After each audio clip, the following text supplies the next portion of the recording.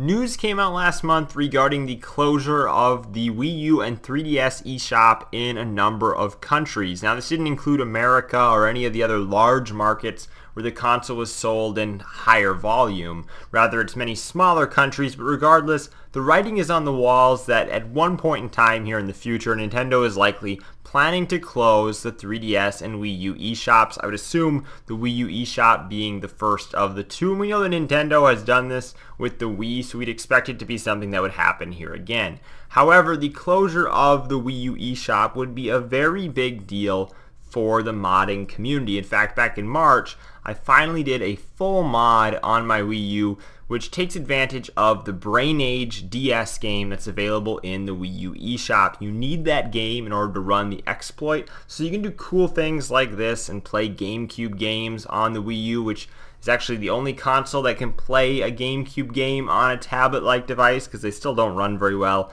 on the Switch, and we don't know if we'll ever get to a point where they do.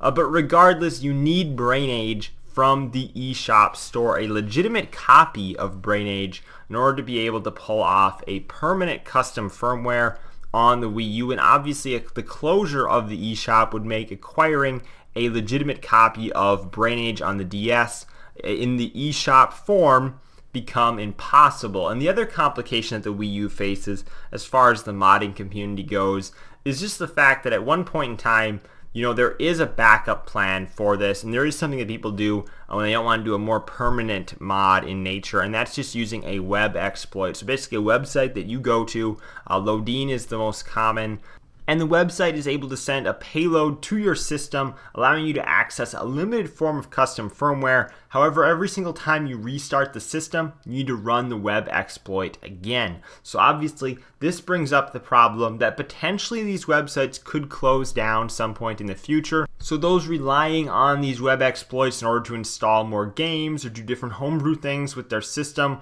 would ultimately be unable to do that if the web exploits quit working. And that's why Wii U enthusiasts tend to prefer the Brain Age method as the best way to go about it. However, if the eShop closes, it'll become impossible to acquire the necessary game in order to pull that exploit off. The other complication of this also is the eShop titles themselves. If you have a modded Wii U with the Brain Age exploit, you're able to install games from the Wii U eShop. Basically, most people would use this for virtual console games. Now, if you're running the web exploit in order to install games, while you can install like the retail released Wii U games, you can't install the virtual console games as well as the GameCube games. This means that the web exploit is missing out on a sizable portion and a big draw that brings people into the Wii U in the first place. The functionality of the virtual console is a great reason to have a Wii or a Wii U. I think the Wii U does the virtual console better, and the tablet system, being able to play it on there or on the TV simultaneously, I think is very special. I think that's something that makes the Wii U unique. So eventually we will see the eShop close down. Now, not only then would you be unable to purchase Brain Age in order to actually get the exploit up and running, you wouldn't be able to legitimately purchase any of the virtual console games, which ultimately, just like it did with the Wii, would make these virtual console games and then some of these smaller Wii U sort of WiiWare type titles kind of become almost lost media in the sense that you won't be able to acquire them anymore. I know they're not lost, like truly lost, because they'll be on some people's consoles still,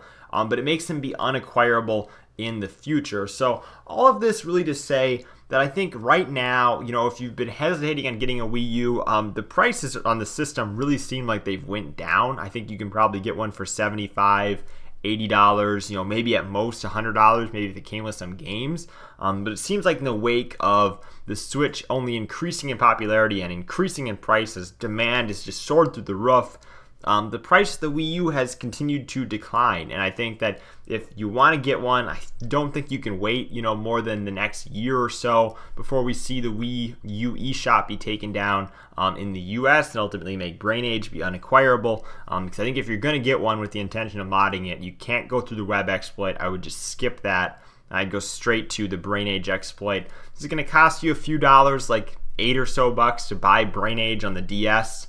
On your Wii U for some reason, which probably sounds like the silliest purchase you'd possibly make. Sure, but it'll be worth it in the end. Thank you guys for watching. I'm Bailey. I'll see you in the next video.